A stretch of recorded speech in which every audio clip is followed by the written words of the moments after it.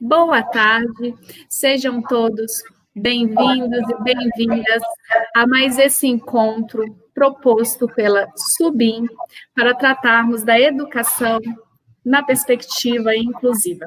Eu sou a professora Ellen, professora formadora da EAP, e estarei mediando esse nosso segundo encontro dessa grande semana. Para termos esse debate, esse bate-papo de hoje, nós convidamos o professor Fernando Rodrigues, que agora adentra a nossa sala para lhes dar as boas-vindas e também boa tarde. Boa tarde, professor Fernando. Agora você está em tela. Eu estou à esquerda da nossa tela, professora Graziela ao centro, e o senhor se encontra à direita da nossa tela. Seja muito bem-vindo. Boa tarde, professora Eli, boa tarde, Graziela Rodrigues, boa tarde a todos e a todas. Eu quero agradecer à Subsecretaria de Inclusão, a SUBIM, toda a sua equipe, na pessoa da professora Vera Barros, professora Riane, professora Renata, e agradecer também à EAP, né, na pessoa da Raquel Santana, professora Eli Lima, e espero que essa live de hoje eu possa contribuir com muita gente. Eu vou retornar para a professora Eli Lima. Muito obrigada, professor Fernando. Nós aproveitamos a oportunidade para agradecer pela sua participação nesse encontro de hoje. Apresentar-lhes também a professora Graziela Rodrigues, que se encontra no centro da nossa tela e que vem aqui fazer a tradução desse nosso debate tão rico de hoje. Bom, esse nosso webinário, ele foi proposto pela SUBIM e tem sido desenvolvido pelo canal da EAP, esse canal em que vocês nos assistem nesse momento. Nesse canal, a EAP tem disponibilizado diferentes lives com formações em temáticas variadas. São várias temáticas em vários dias da nossa semana, todas elas voltadas à formação docente. Então, nós aproveitamos a oportunidade para convidar vocês que nos assistem nesse momento a se inscrever no canal da EAP e a aproveitar para acionar esse sininho que aparece aqui embaixo de vocês, para que vocês possam ser notificados toda vez que uma nova live de formação docente se inicia. E com isso, para que vocês possam aproveitar essas diferentes oportunidades de formação que têm sido planejadas também pela EAP. As nossas lives, elas têm um formato que privilegiam a interação de vocês conosco. Logo, vocês podem se apresentar, fazer os seus comentários no chat aqui no YouTube, que está logo embaixo aqui do nosso vídeo, mas nós também contamos com a participação de vocês em nossa enquete, que traz um tema gerador e que vai alimentar a nossa discussão ao longo dessa live. Para que vocês possam participar dessa enquete, nós convidamos vocês a acessar o site www.mente.com. Essa é a tela que, nesse momento, se apresenta amplificada para vocês. Nessa tela, inicialmente, nós contamos com a descrição do site e o código de acesso. Acessando o site, ele vai solicitar um código para que vocês possam acessar e responder a nossa enquete. E o código da nossa enquete de hoje é 204242. A nossa pergunta geradora é: só o sistema Braille é suficiente para formar o profissional para trabalhar com estudantes com deficiência visual? Acessem lá o Mentimeter, o Mente, e ajudem-nos a promover essa discussão. O que vocês acham? Só o sistema Braille é suficiente? Nós lembramos que esse site, ele não conta com recursos de acessibilidade para as pessoas cegas com deficiência visual e surdo-cegueira. Logo, vocês que são participantes e que possuem alguma dessas condições, vocês podem responder à nossa enquete por meio do nosso chat no YouTube, que nós também vamos acompanhar as suas respostas. Então, para que a gente possa dar início aos trabalhos de hoje, nós gostaríamos de lembrar que, a respeito desse nosso encontro, é bem sabido que a educação dos estudantes com cegueira impõe muitos desafios aos professores. E é justamente por isso que a formação docente, ela se apresenta como uma possibilidade importante para que se possa nortear o caminho, o fazer criativo do educador, para que ele possa, então, desenvolver estratégias sensíveis e responsivas às necessidades dos nossos educandos. E é justamente por isso que nós trazemos essa temática de hoje, o ensinar e o aprender na deficiência visual, um relato de experiências com o professor Fernando Rodrigues. Então, professor, neste momento, eu vou sair da tela e vão ficar somente o senhor e a professora Graziela para promover esse debate. Uma boa tarde e um bom percurso de aprendizagem para todos nós.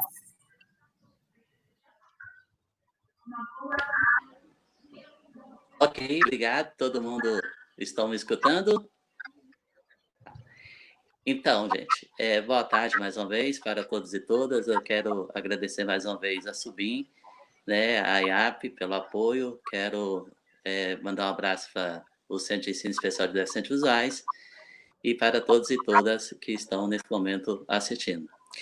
Eu hoje tenho 43 anos, fiquei deficiente visual com 6 anos de idade, tive descolamento de retina, levei uma bolada no olho e percebi depois de 4 meses e avisei para minha mãe me levou para o hospital de base, a médica falou que estava brincando de ser cego e não fez nem exame, né? E foi passando, ela levou no outro médico e o outro médico, né, falou que eu estava com descolamento de retina e tinha que operar. E descolamento de retina tem que operar dentro de 6 meses. E operei depois. E quando operei, não teve jeito, né? Queria operar do outro olho, eu operei do olho esquerdo, queria operar do olho direito. Mesmo assim, minha mãe não deixou porque foi muito sofrimento. E aí eu tinha muita vontade também de estudar, né? Eu observava os meninos passando para a escola e eu falava sempre, minha mãe, eu quero estudar. E o tempo passando, até que 3 anos depois, que eu fiquei deficiente visual, que ela encontrou uma escola, né, que era a Escola de Deficientes Visuais, na 612 Sul, que hoje é o Centro de Ensino Especial de Deficientes Visuais, e ela me matriculou dia 4 de março de 1986, só que eu não pude frequentar a escola, porque meu padrasto acreditava que deficiente visual não aprendia, né? Ele falava, ou pede esmola, ou aposenta, cego não aprende, proibiu minha mãe de me levar para a escola. E aí consegui ir para a escola um ano depois que ela contratou uma pessoa para me levar. E em 87. E aí eu comecei a aprender o sistema Braille, mas na época, na Escola de Deficientes Visuais, então Escola de Deficientes Visuais, existia lá, né, a aula de Braille, educação física, a AVD, a antiga AVD, que hoje é a AVAS, a orientação à mobilidade, Soroban, né, mas não existia outra atividade. E aí era reglete, né, e o pulsão e o papel Braille. E nisso eu não conseguia aprender, era muito difícil para mim. Chegou um momento que a professora, procurando estratégias, né, para ver se eu poderia aprender a ler, passou minha mão na lixa e naquele momento eu perdi o tato. Eu recomendo quem faz a confecção de material para pessoa com deficiência visual, tenta evitar a lixa, né? É importante evitar a lixa, né? Porque, querendo, a gente está passando o dedo direto, né? E pode perder o tato. Então, eu recomendo isso. E aí eu fiquei de 87 até 90 sem conseguir aprender o Braille, ler o Braille. E isso estava incomodando né, as professoras, a direção da escola, e a gente tinha um atendimento, o apoio psicológico dentro do EDV na época. E aí eu comecei a fazer a terapia lá dentro, né? Depois da quinta sessão, uma folha em braille que eu lia, digamos, em 30 minutos, eu comecei a ler em 4 minutos, depois da quinta sessão do apoio psicológico. Então, para mim, foi essencial o apoio psicológico, né? E para muitas pessoas com deficiência visual, né? Principalmente quem fica deficiente visual depois de adulto. E então, depois que eu comecei a aprender, eu fiz a primeira e a segunda série, e eu defendo realmente ficar a alfabetização dentro do Centro de Ensino Especial de Deficientes Visuais, com poucos alunos com deficiência visual, porque o atendimento é muito específico, né? Por ser um atendimento específico, pode ter um atendimento individualizado, né?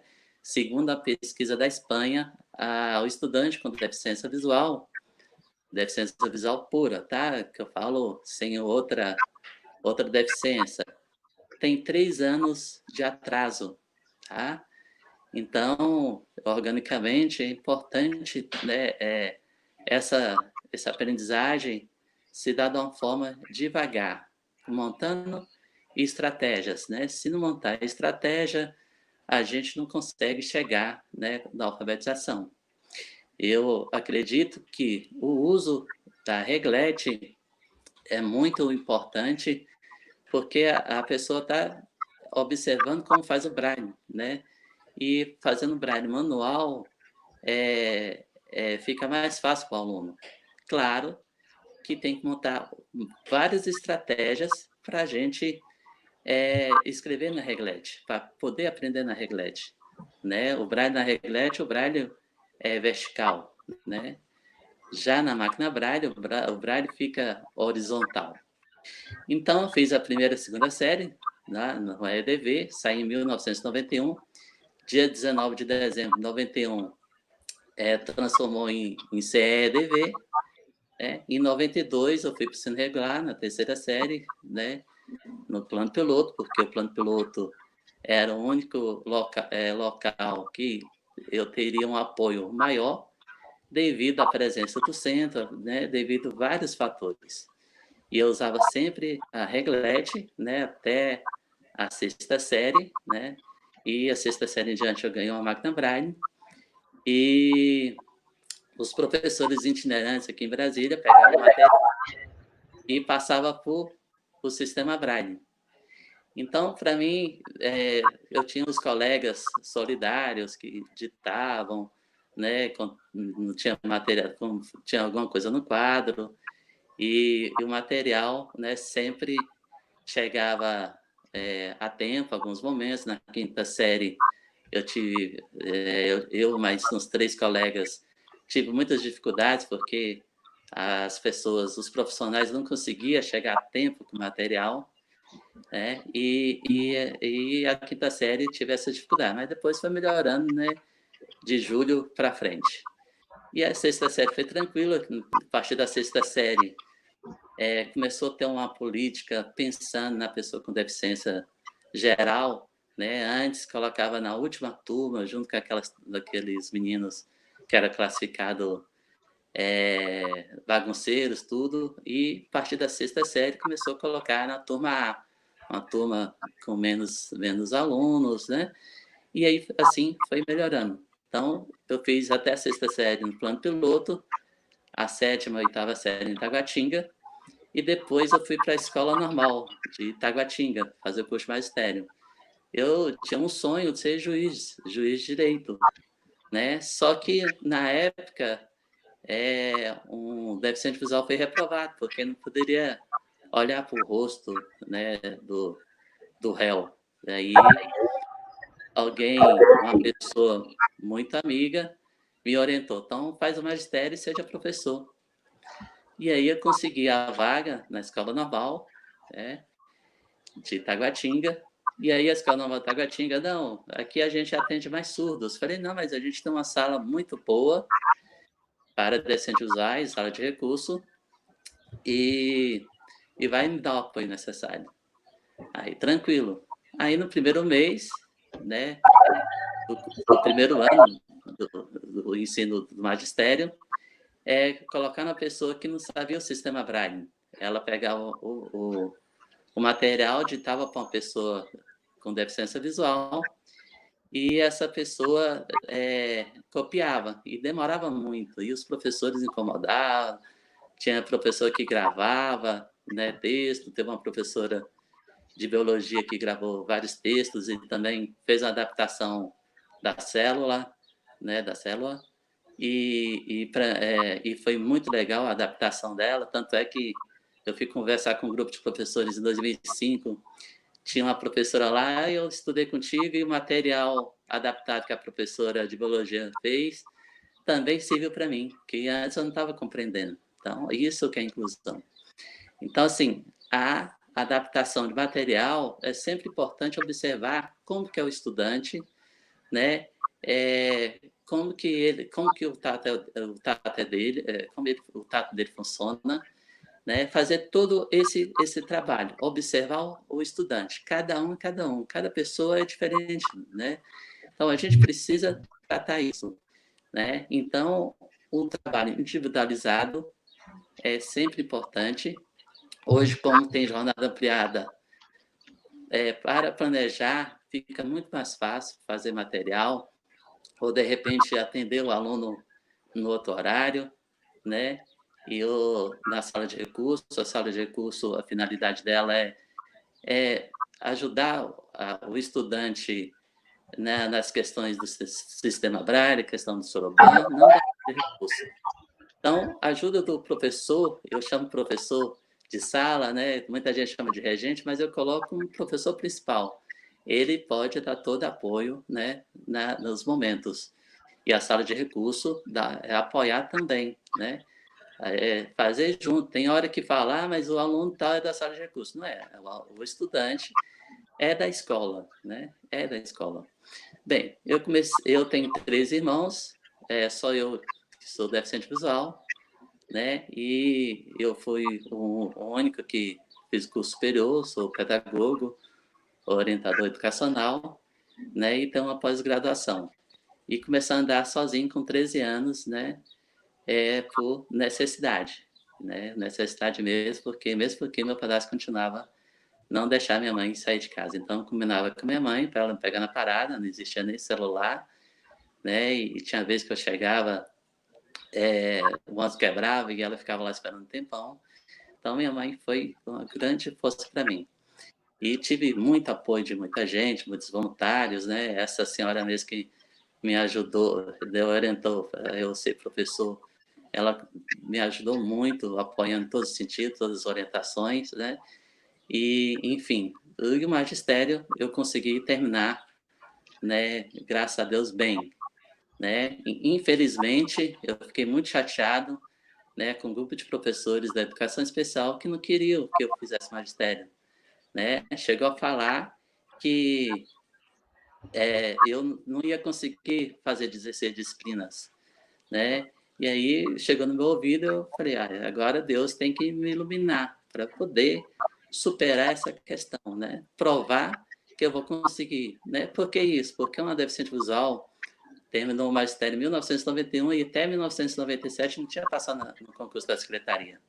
Mas graças a Deus que ela passou, e aí as pessoas, fulano perdeu tempo, você vai perder o tempo também. Eu falei, não, mas eu quero fazer, né? Eu quero fazer para poder eu fazer um concurso, né, e dar aula. Então eu fiz o curso pré-vestibular, não consegui passar na Universidade de Brasília, mas passei em terceiro lugar na Faculdade da Terra. E para mim, né, e a Faculdade da Terra me ajudou muito, né, que o projeto pedagógico oferecia todo esse tipo de ajuda, né? Então, é importante sempre a gente trabalhar. O cego total, com baixa visão, né? Lá no CEDV, a gente tem, né, agora aumentou muito os atendimentos, né, da minha época. Infelizmente, a gente não pode escolarizar, mas Um dia a gente vai conseguir, né, tentar escolarizar, mesmo porque eu, a professora Ieda e a mãe Janaína, a gente construiu um projeto, e esse projeto está em análise, que dá mais ou menos 1.200 horas, 800 horas no conteúdo do currículo de movimento e mais 500 horas, mais ou menos, do currículo específico e interdisciplinar também, né? Então, assim, a gente tem condições de alfabetizar, sim, né? Então, nesse momento, a gente atende de 0 a 3 anos, 11 meses, a precoce, de 4 a 10, o PAP, né, que é o Programa de Atendimento Especializado Pedagógico, né?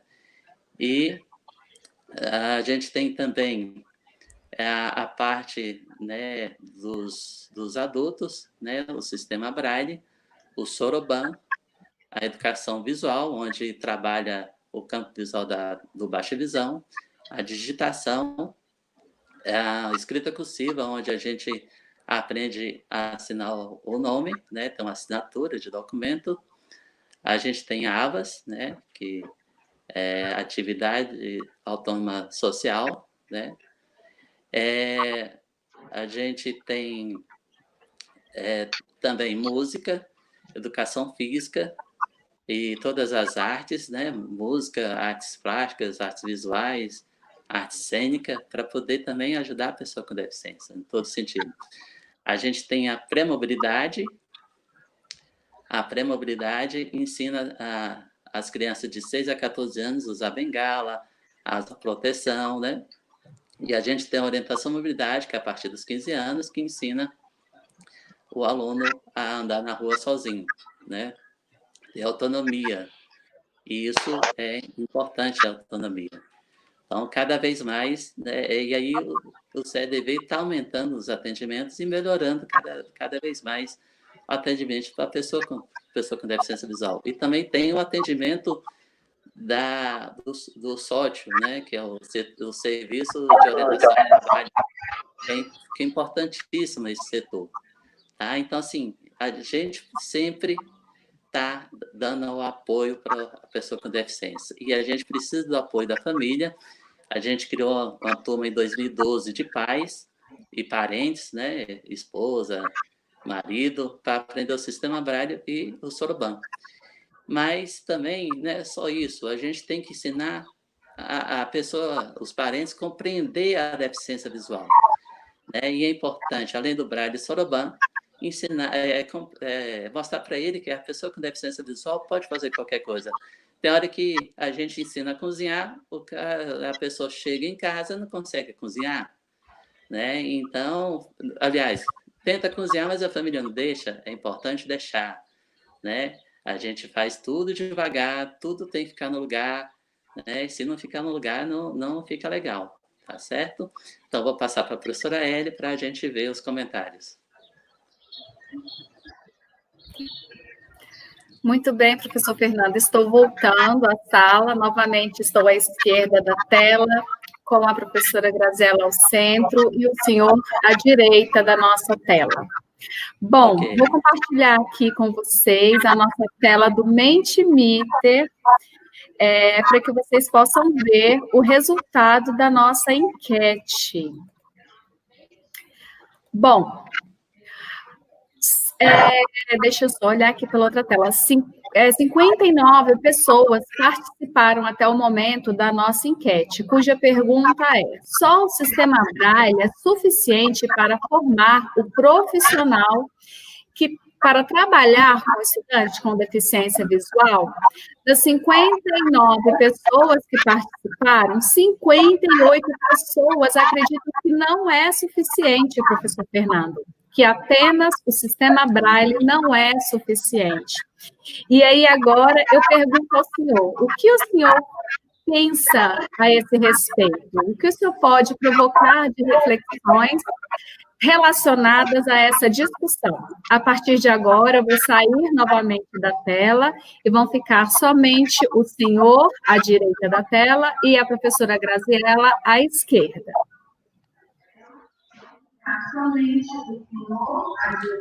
Ok. Ok, estão me escutando? Sim? Estamos sim. Então, gente, eu acredito que realmente não só, né, o sistema Braille que está habilitando. Primeiro, que as pessoas têm que compreender a deficiência visual. Como que cada cego, se a pessoa nasceu, se ficou depois de adulto ou criança, o tipo de baixa visão, né? Tem que compreender. Né? Eu, assim, já sugeri e já fiz na IAP por 2 vezes, 2009 e 2017, um curso chamado Vivência e Convivência com a Pessoa com Deficiência Visual. A gente mostra todos os aspectos da pessoa com deficiência visual, do estudante com deficiência visual, né? O adulto, a criança, o baixa visão, como que o baixa visão, né, deve ser tratado, né? Que tipo de tamanho de letra, de fonte, né? Se é Verdana, se é Arial. A gente mostra tudo, os prós e os contras, como trabalhar com a pessoa com deficiência visual. É um curso muito interessante que eu acho que tinha que ser um pré-requisito para a pessoa poder fazer o sistema Braille e o Soroban, né? Então, e a gente sempre tem que trabalhar nessa compreensão. O que é a pessoa com deficiência visual?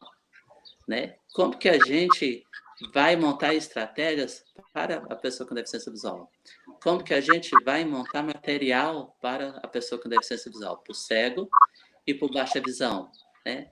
Como que eu sei que é um contraste para o baixa visão, né? Existe tecnologicamente uma função que você identifica o contraste, né? Não precisa usar o olho muito, né?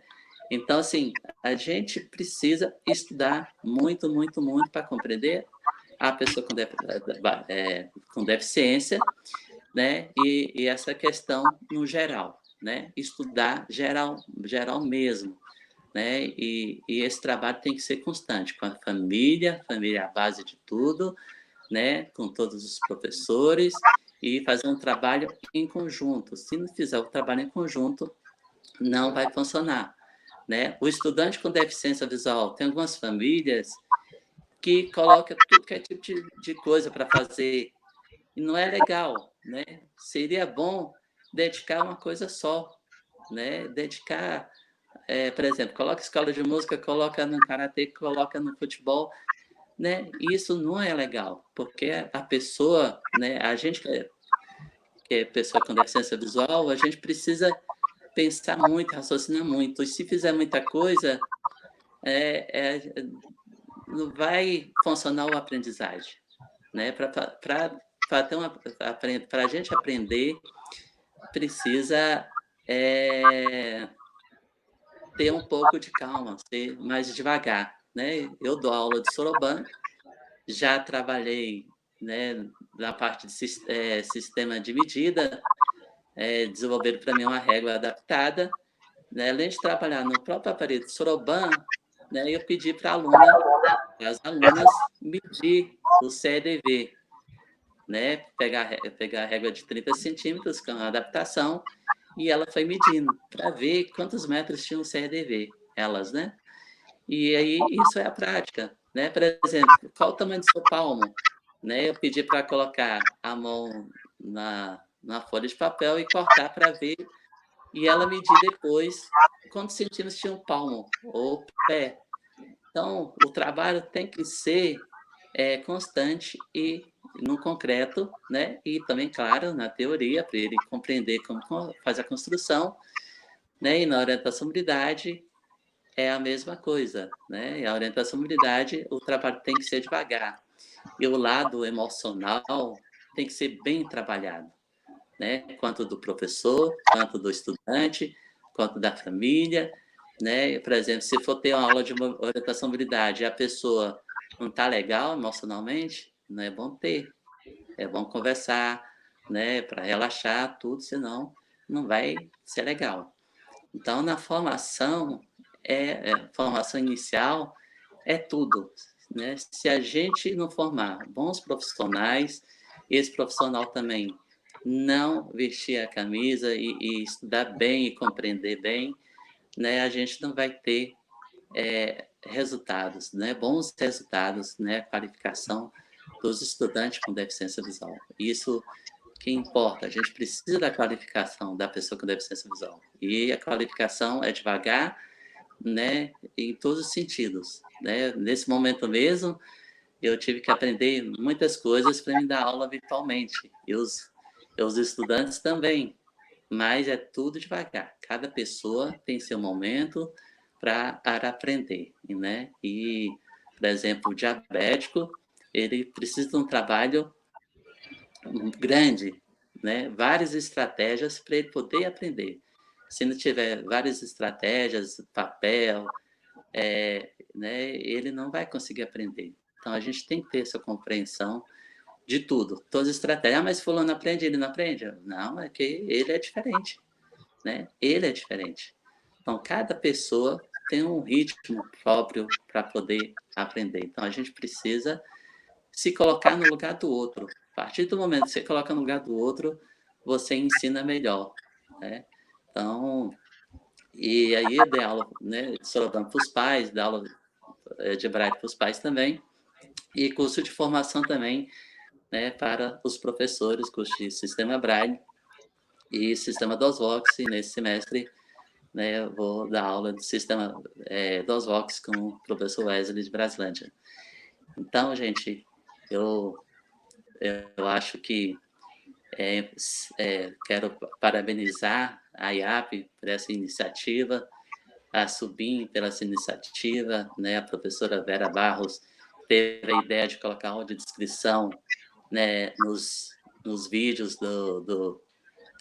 da TV Justiça em abril, principalmente da educação especial e precoce, né, e acho que a gente sempre tem que discutir essa temática, sim, né, e tá correndo. E é importante sempre fazer a descrição, quero parabenizar a professora Ellen por fazer a descrição, né, da tela, tudo, né, a Graziela Rodrigues já foi minha cursista, e eu entendo que todo mundo trabalhando junto, a gente consiga fazer uma educação para as pessoas com deficiência visual melhor, né, principalmente a alfabetização. Então, a alfabetização dentro do centro é muito importante, né, porque a gente pode fazer todo o trabalho, né? No projeto mesmo a gente fala, né, por exemplo, de 7h30 às 10 fica com o professor principal, de 10 a 12h30, 3 vai para as atividades e 3 fica com o professor principal. Então, não vai deixar janela, tá? Então, volto de novo para a professora Ellen Lima. Oi, professor Fernando, estou voltando à tela, na mesma composição, eu à esquerda, a professora Graziela ao centro, o senhor à direita de nossa tela.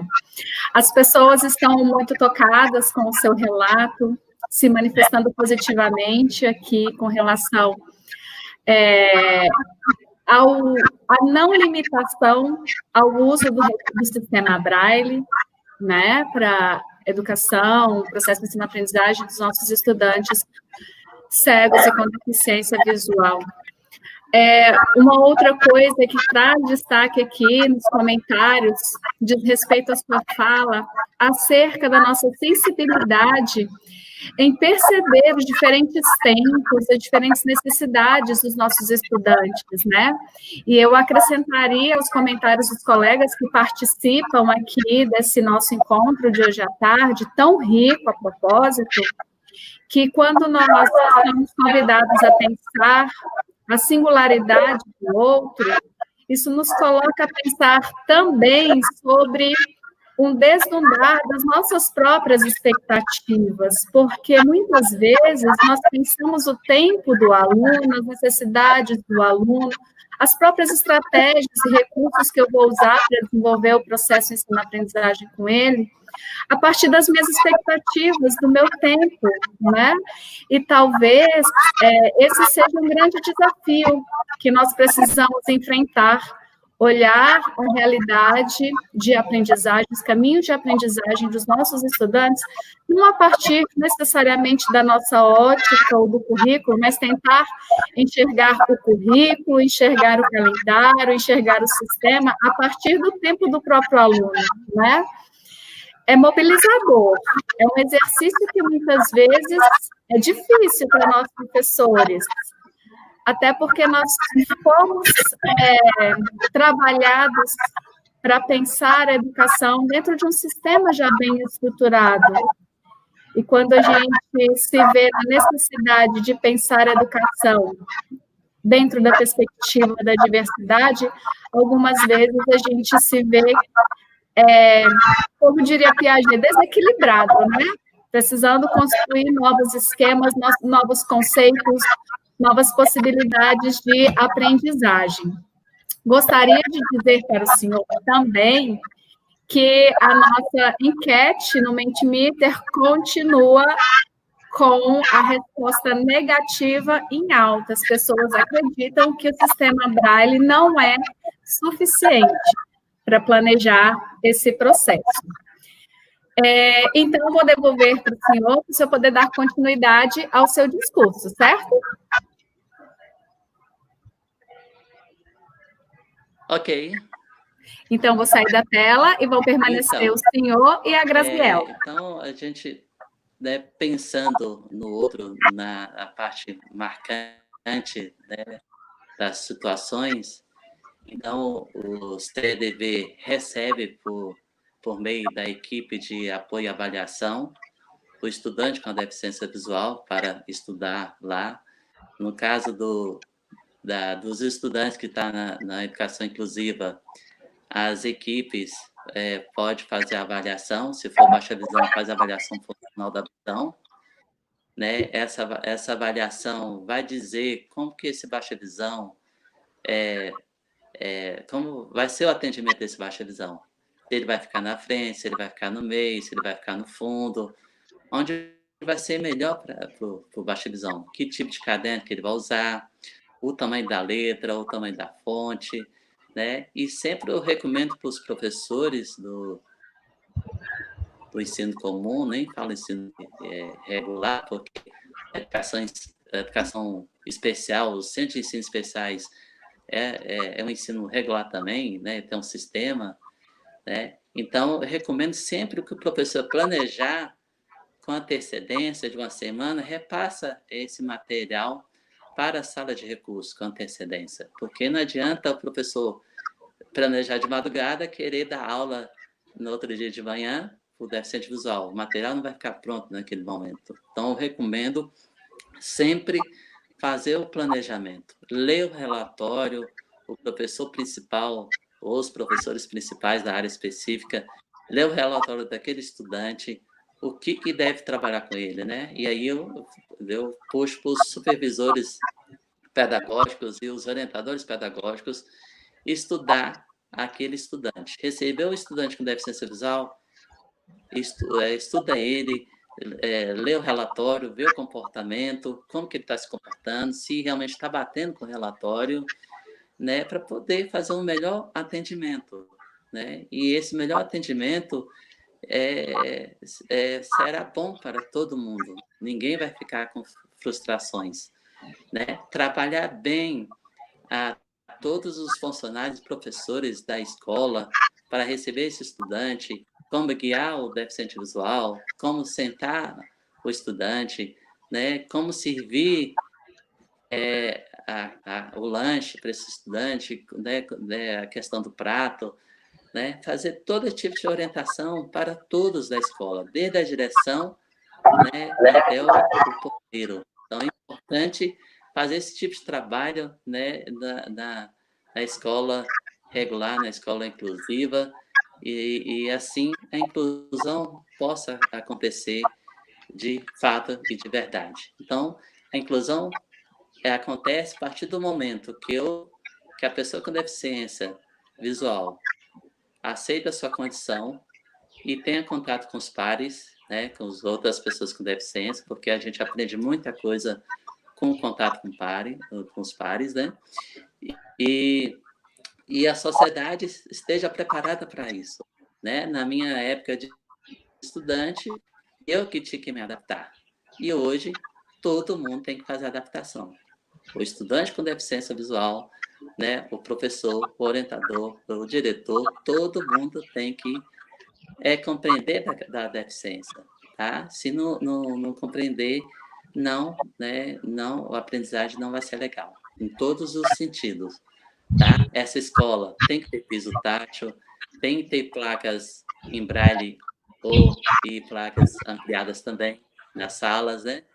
Tudo tem que ser sinalizado, né? Para receber essa escola legal, esse estudante legal, né? Seria interessante, né, ter uma ideia de colocar selo, né? Essa escola tem um selo de acessibilidade.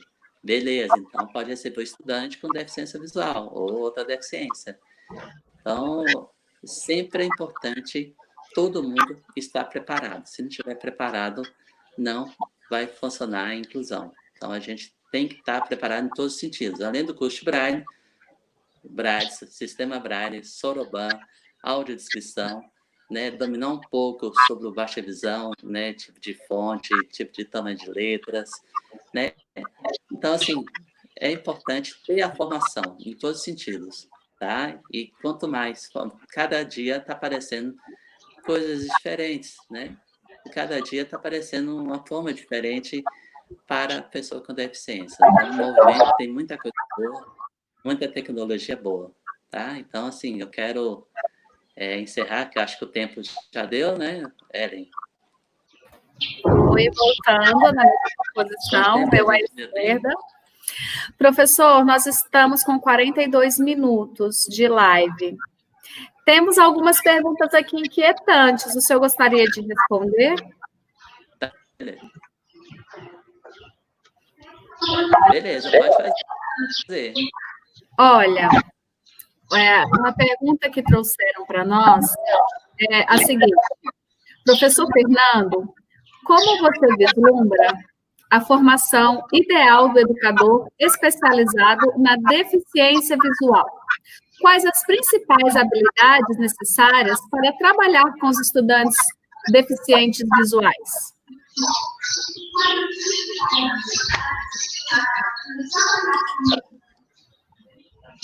Certo. Tem mais outra? Nós temos algumas, mas a gente está selecionando, porque tem muita gente interagindo no nosso chat. A nossa live hoje ela está bem interativa, tem muita gente participando. E nós não vamos conseguir responder a todas as perguntas, já nos desculpamos antecipadamente, né? Mas ficamos, assim, agradecidos pelas possibilidades de interação.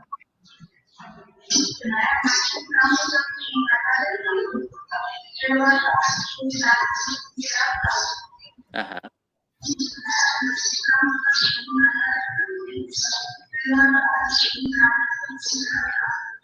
Mais alguma? Então, sobre a pergunta, né? A primeira pergunta é o seguinte: para formar um educador bem, os cursos, né? Como eu falei, o de vivência e convivência com deficiência visual é importante, que vai mostrar todos os aspectos do estudante com deficiência visual.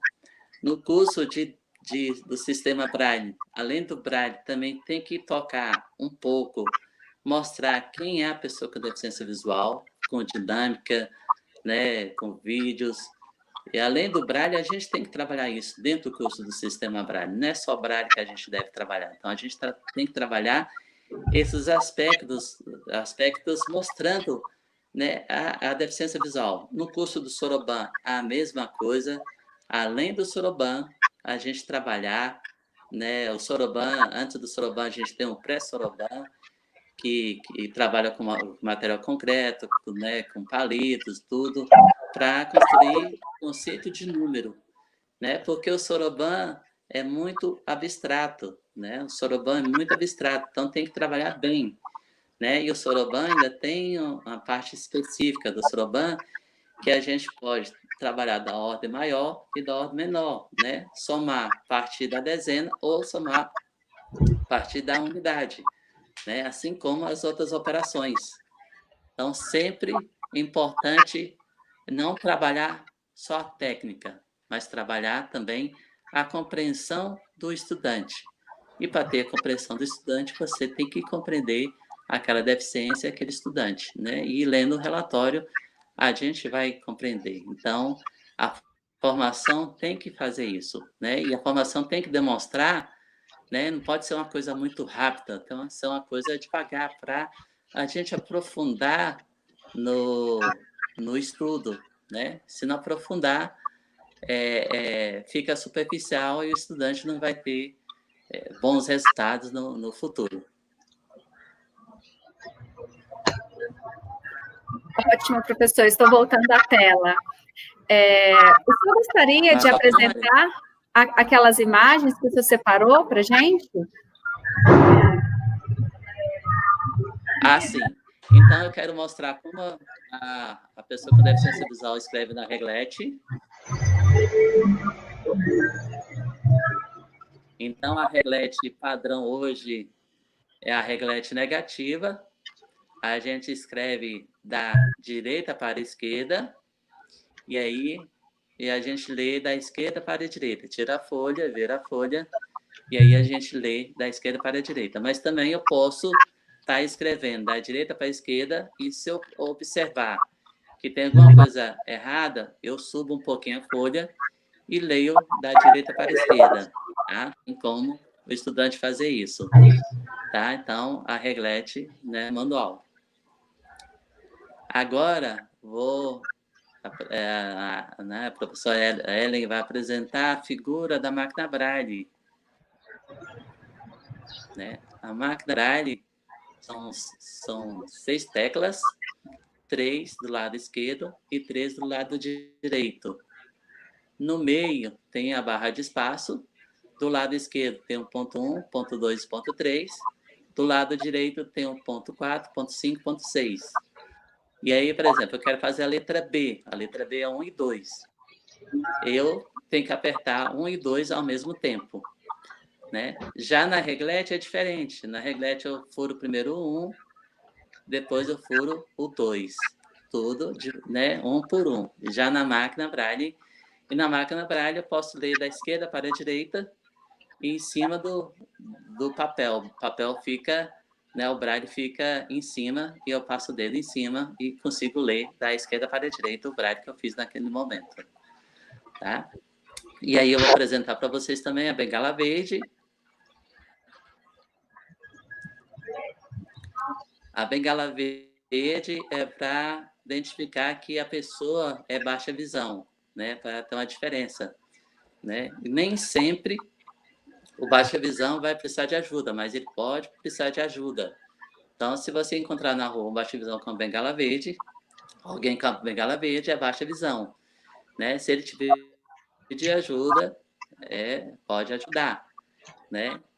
E a bengala branca,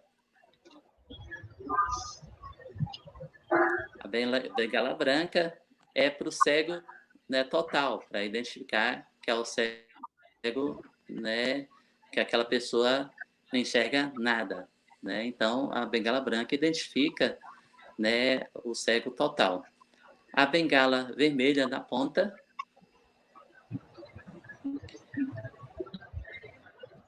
a bengala vermelha na ponta é para identificar o surdo cego, né? Quando está na rua, ele é identificado, né, pela a ponteira vermelha, né? O surdo cego. E agora, impressora Braille. Na minha época, né, de estudante, não existia impressora Braille. Então, os professores tinham que, né, por exemplo, se tinha 3 alunos na mesma turma, o professor tinha que pegar 3 folhas de papel e colocar na máquina Braille. E ficava muito duro para escrever, né? Muito professor teve tendinite, né? Então, era muito complicado. Aí depois apareceu o termoform, que é uma máquina que batia na máquina, fazia na máquina Braille, né? A primeira folha, e depois passava nesse termoform. Aí saía tipo uma cópia. E essa cópia saía no termoform, que é um papel de plástico, né? Muita gente não gostava, mas até para trabalhar gráfico, hoje até o Instituto Benjamin Constant continua trabalhando, coloca o gráfico lá nessa folha, né, de plástico, porque ela é muito larga, né? Então, muita gente perdeu o tato também, tinha que passar talco, passar polvilho, né, para adquirir o tato de novo, né? Que a folha deslizava muito, né? Então, na minha época, era o termoforme, né, e o papel de plástico. Né, de 95, 96, 97 para cá, 1996, 97, que a gente foi ter a impressora Braille. Então, na minha época, era mais difícil para os profissionais. Então, hoje, tem uma tecnologia, tem um Braille Fácil, onde ele, né, o profissional pode digitar no braço, né, e depois só pedir para imprimir. Então, hoje está muito mais fácil, né? Claro que cada dia mais a gente está aperfeiçoando na tecnologia, e é importante aperfeiçoar, tá? Então, e aí, e a impressora Braille, eu quero colocar um complicador, a gente precisa treinar muitos profissionais para fazer manutenção, porque a impressora Braille é muito cara, R$30 mil, né? E a gente não tem profissionais qualificados nos estados e no Distrito Federal, né? E a gente precisa qualificar, é importante qualificar esses profissionais para nossas impressoras não estragarem, né? E o estudante ficar na mão, né? E o profissional também tem impressora Braille estragada, né? E aí é importante sempre ter os profissionais para poder consertar e fazer a manutenção dessas impressoras, né? Isso, quando eu passei pela Comissão Brasileira do Sistema Braille, a gente começou a fazer um projeto para cursos em todos os estados e no Distrito Federal, formar pelo menos 20 pessoas para fazer manutenção de impressora Braille, mas infelizmente não foi para frente. Que ótimo, professor. Todo mundo aqui elogiando muito o seu trabalho, a sua fala. Temos mais uma pergunta aqui, estou na tela novamente contigo. Tem uma pergunta muito importante e contextualizada para o nosso momento atual. Você consegue me ouvir?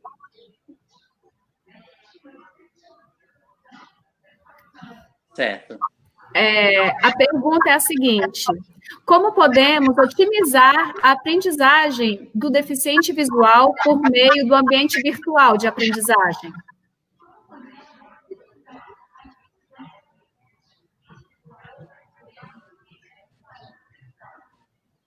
Conseguiu me ouvir? Não, consegui não. Repete, por favor. Como nós podemos otimizar a aprendizagem do deficiente visual por meio do AVA?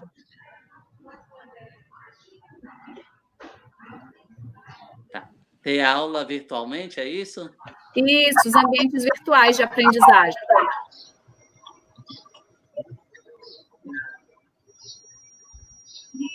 Ah, tá. Então, gente, é complexo, né?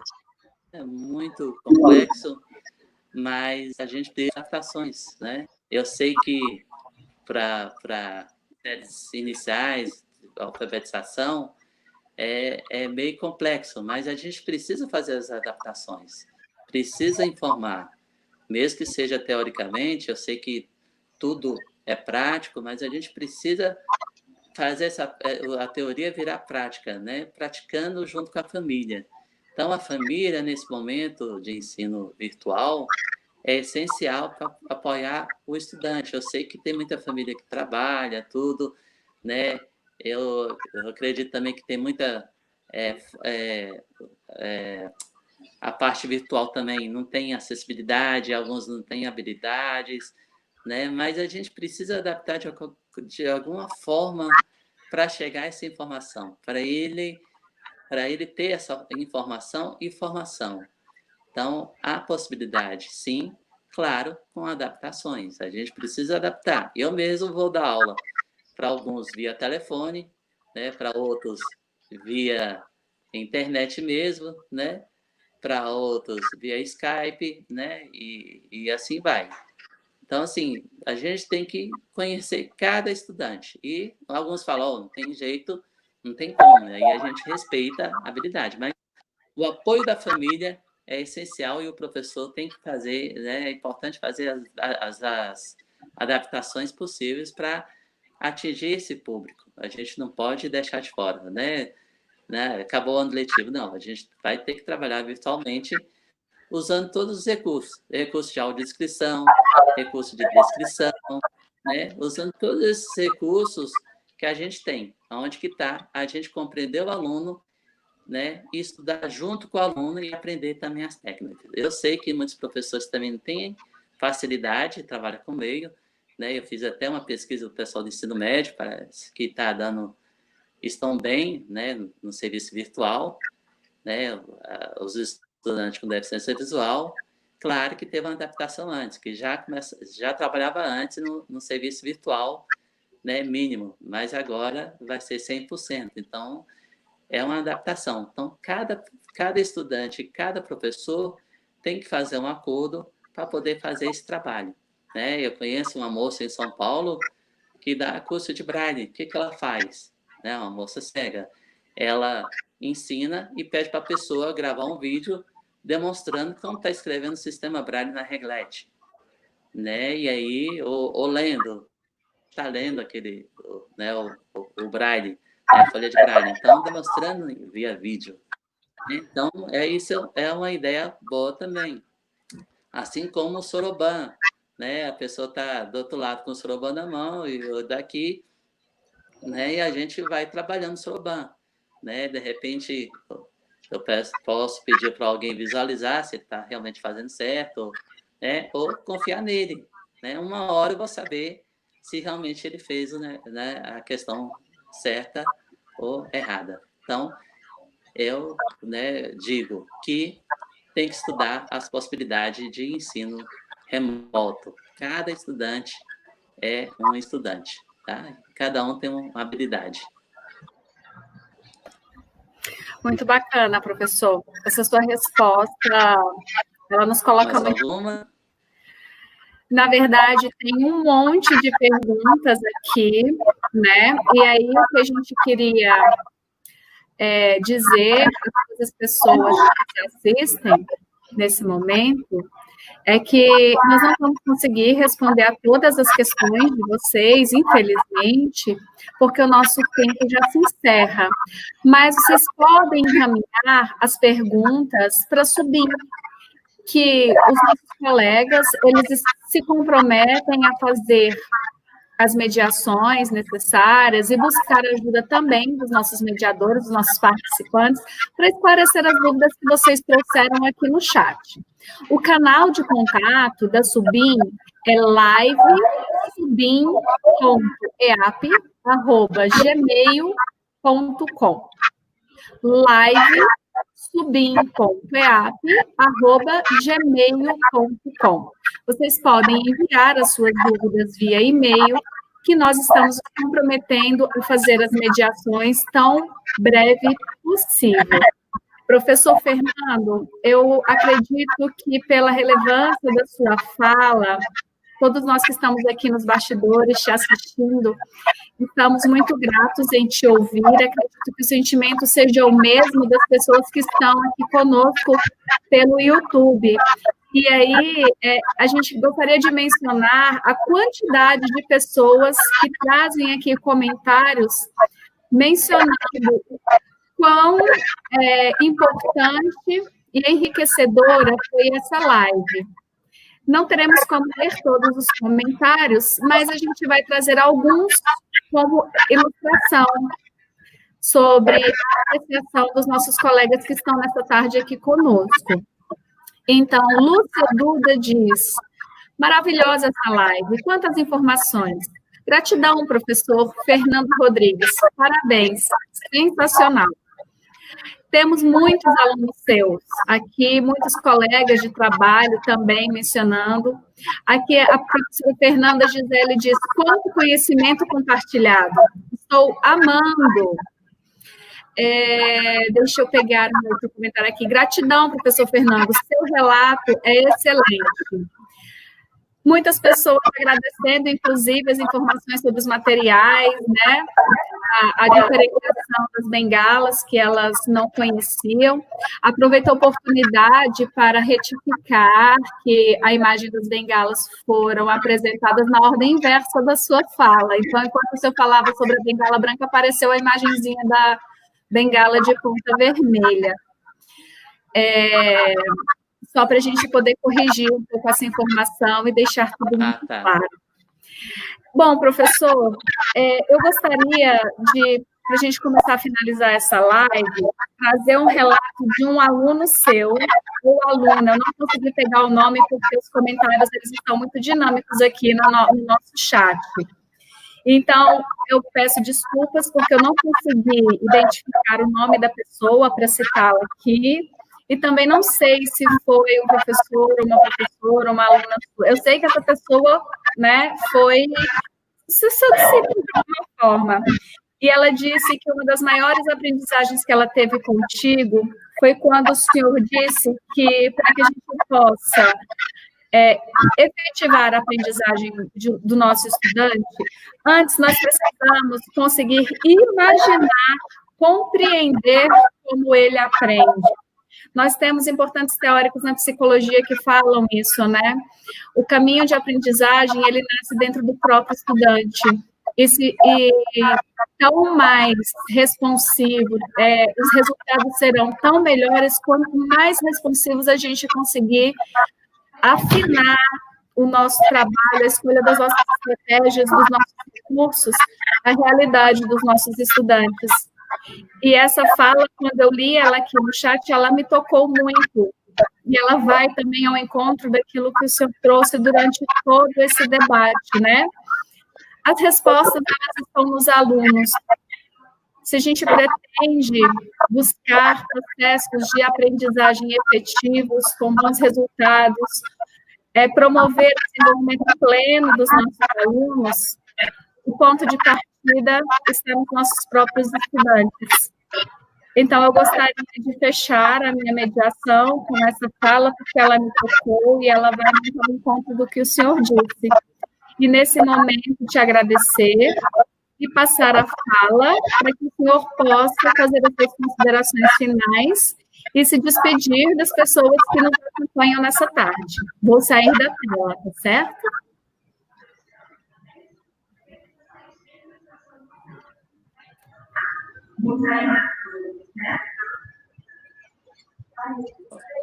Certo. Então, a todos, eu disse o erro daquela vermelha, né? Eu imaginava que era surdo cegueira, mas alguém falou que não. E a gente está à disposição, sempre aprendendo, né? Errando e acertando. Então, um grande abraço a todos e que todo mundo possa estudar muito, muito sobre a deficiência visual. Tudo de bom. Muito obrigado, professora Eli, muito obrigado, professora Graziela, muito obrigado, Zubim, professora Vera Barros, professora Raquel Tana, né? Obrigado a todos e a todas. Nós é que agradecemos pela oportunidade de te escutar a sua história e ter a oportunidade de termos essa oportunidade de partilha de conhecimentos, né? De aprender um pouco mais contigo. Então, eu renovo os agradecimentos em nome da Subim, em nome da EAP, por essa participação tão construtiva. Agradecer também à professora Graziela, que fez a interpretação e possibilitou a acessibilidade a públicos diversificados aqui nesse nosso encontro de hoje.